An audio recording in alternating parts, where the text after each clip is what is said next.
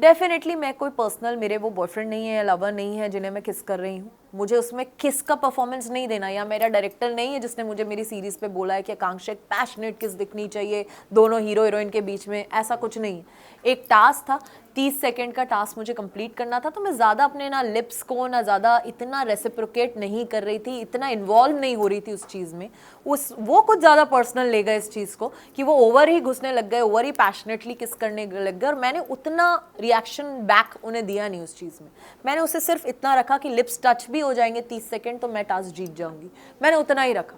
उसकी वजह से उनको लगा अरे यार तुमने तो प्रॉपर्ली किस किया ही नहीं, you are a bad kisser. तो आप मेरे घर पे आके थोड़ा ना मुझे मिल रहे हैं कि मैं आपको प्रॉपर्ली किस करूं। हम एक टास्क में टास्क जीत रहे हैं, उतना ही मैंने किया और इसलिए मैं टास्क जीती। सी आई थिंक काफ़ी टारगेटेड थी मैं पहले दिन से, जो मुझे लगता है गेम खेलने का अपना 100% देने का मौका मुझे बिल्कुल नहीं मिला। बहुत कम रही हूँ इस घर में, एंड एक नैरेटिव के साथ जो मुझे प्रेजेंट कर दिया, एक सेट करके लोगों के दिमाग में कि ये बहुत ज़्यादा फेक है, ये बहुत प्रिपेयर्ड है, बहुत ओवर कॉन्फिडेंट है, बहुत कुछ चीज़ें मुझे लगता है लोगों के दिमाग में पहले ही डाल दी गई, और उसको इरेज करने का ये इतना लंबा शो है नहीं, मुझे इतना वक्त ही नहीं मिला, और इसीलिए शायद मैं आज बाहर हूँ। और दूसरा मुझे लगता है रियलिटी शो में रियल थोड़ा कम ही रहना चाहिए, और मैं काफ़ी रियल खेल गई शायद इसीलिए बाहर हूँ। जैसे आपने कहा कि आप रियल खेल गए, तो आपको क्या लगता है फिर कौन फेक खेल रहा है? मोस्टली लोग फेक खेल रहे हैं, इसीलिए वो अंदर हैं। सब एक क्लियर है कि मुझे ये ऐसे खेलना है, ये रिएक्शन शो के लिए सही दिखता है, तो वो रिएक्शन देते हैं। वो ये नहीं देते कि जो मैं रियल हूँ वो रिएक्शन जो शो में सही लगेगा, जो इस सिचुएशन में टेलीकास्ट में अच्छा दिखेगा, वो रिएक्शन देते हैं, और जो टेलीकास्ट में ज़्यादा फुटेज देगा। ये इतनी कैलकुलेशंस के साथ लोग वहाँ गेम खेल रहे हैं। सबने अपना अपना एक कैरेक्टर पकड़ा हुआ है, किसी ने एक वैम्प का, किसी ने कैसेनोवा का, किसी ने एक ज्ञानी का, एक सबने अपना कैरेक्टर प्ले कर रहे हैं और वो कर रहे हैं। शायद मैंने अपना कैरेक्टर नहीं पकड़ा, जो मैं थी वही रही, इसीलिए मैं बाहर हूँ।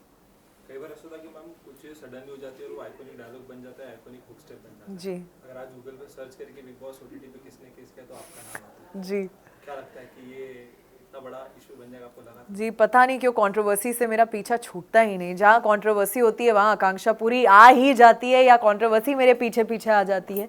मुझे लगा था ये शो तो बिना कंट्रोवर्सी के मैं ख़त्म करूँगी, बट जाते जाते भी एक तो हो ही गई।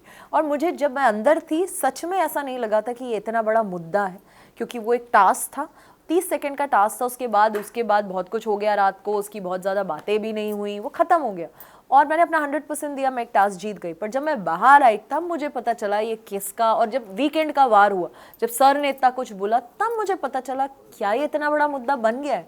मैंने भी उसे एज एन आर्टिस्ट लिया, परफॉर्म किया, एज अ टास्क लिया, टास्क जीता अपनी टीम के लिए।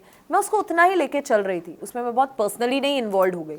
बट वो इतना बड़ा मुद्दा बन जाएगा ये मुझे भी नहीं पता था। जो वीकेंड के वार पे मुझे पता चला, बाहर आई तब पता चला कि इतना कुछ उस पे ट्रेंड हो रहा है। बट ये भी मुझे पता चला वो हाईएस्ट टीआरपी मिली है उस एपिसोड को, तो I don't know what to say about that. Salman sir ने आप सभी की तरफ से माफी मांगी जी जी उसमें क्या कहना है? जी, ये मैं भी सरप्राइज्ड हूँ कि उन्हें ऐसा करना पड़ा कि ये शायद ये उनका टेक है। उन्होंने माफ़ी मांगी, और माफ़ी मांगी तो ठीक है, अभी उन्होंने मांगी है तो हम लोग भी मांगे। बट मुझे अभी तक इस चीज़ में कुछ गलत नहीं लगता। इसलिए जब सर ने भी मुझे बोला, मैंने सिर्फ यही बोला जो मैं बोलूँगी कि ये एक टास्क था, मैंने सिर्फ इसे एज अ टास्क लिया। एज एन आर्टिस्ट मैंने इसको एक सीन जैसा लिया, मैं को स्टार के साथ परफॉर्म करी हूँ, उसको उतना ही लिया बस। उससे ज़्यादा मेरे लिए एक कुछ मुद्दा नहीं रखता है, और उतना ही है मेरे लिए। और बाद में फिर ऐसा कहा गया कि you are not a good kisser और कई ऐसे हाँ, चीजें कही, उस पे क्या कहना है? डेफिनेटली मैं कोई पर्सनल मेरे वो बॉयफ्रेंड नहीं है या लवर नहीं है जिन्हें मैं किस कर रही हूँ। मुझे उसमें किस का परफॉर्मेंस नहीं देना, या मेरा डायरेक्टर नहीं है जिसने मुझे मेरी सीरीज पे बोला है कि आकांक्षा एक पैशनेट किस दिखनी चाहिए दोनों हीरो हीरोइन के बीच में, ऐसा कुछ नहीं।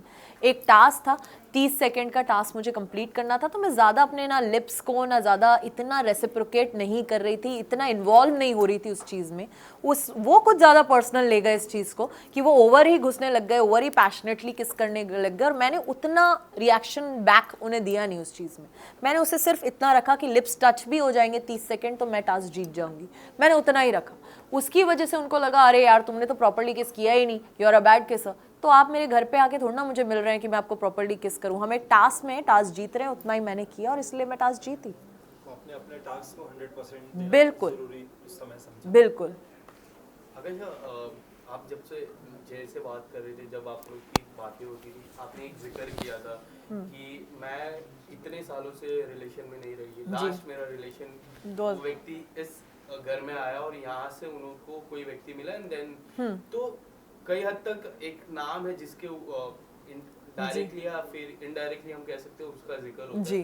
आप कुछ कहना चाहोगे उस बारे में? जी डेफिनेटली, क्योंकि वो बार बार मुझे देखते थे कि तुम बैक एंड पे क्यों रहती हो, थोड़ा सा कट जाती हो, थोड़ा सा 100% नहीं दे रही हो, अपना खुल के नहीं आ रही हो। क्योंकि मुझे लगता है एक रियलिटी शो में रिश्ते बनाना और इतने कम टाइम में किसी को जज करना, मैं उन्हें बाहर नहीं जानती हूँ। अंदर सब कहीं ना कहीं अपना गेम खेल रहे हैं, कैरेक्टर फॉलो कर रहे हैं, तो वहाँ मैं किसी को जज कर पाऊँ कि ये मेरे लिए एक रिश्ते में सही होगा कि नहीं, इसके साथ मैं एक अफेयर रखना चाहती हूँ, मैं ऐसी नहीं हूँ। मुझे वक्त लगता है।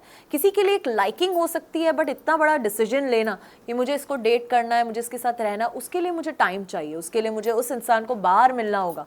क्योंकि अभी आप सिर्फ एक घर के अंदर है। बाहर जब मैं काम पे जाती हूँ, आप कैसे होते हो, आप काम पे जाते हो कैसे होते हो, एक नॉर्मल लाइफ के रूटीन में आप कैसे हो, इसको देखने के लिए मुझे आपको बाहर मिलना होगा, इस गेम शो से हट के।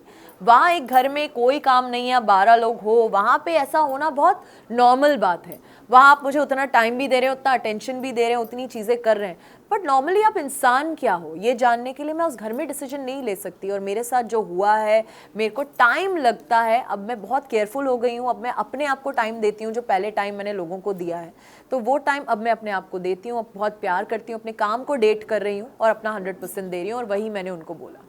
क्या लगता है मैम कौन होगा विनर इस बार? जी बहुत अच्छा गेम खेल रहे हैं पूजा मैम और अभिषेक, और मुझे लगता है बहुत ही मास्टरमाइंड के साथ अभिषेक खेल रहे हैं, और पूजा मैम तो सबको पता ही है जैसे खेल रही हैं, वो बहुत शार्प हैं, बहुत स्ट्रांग हैं, और ये दो मेरे टॉप 2 डेफिनेटली हैं, और मुझे लगता है अभिषेक को ये गेम जीतना चाहिए।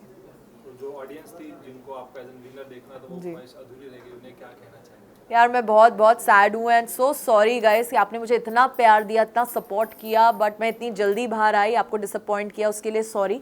पर बहुत ही जल्दी आप मेरा बहुत सारा बहुत ही अच्छा काम देखेंगे, and thank you for always loving me. Thank you so much ma'am. Thank you. Visual थोड़ा सा आगे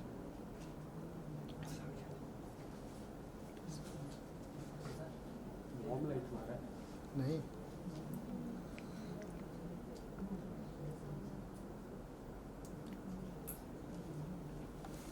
लाइट रखना, ठीक है? फोटो लेना सर, एक फ़ोटो लेना।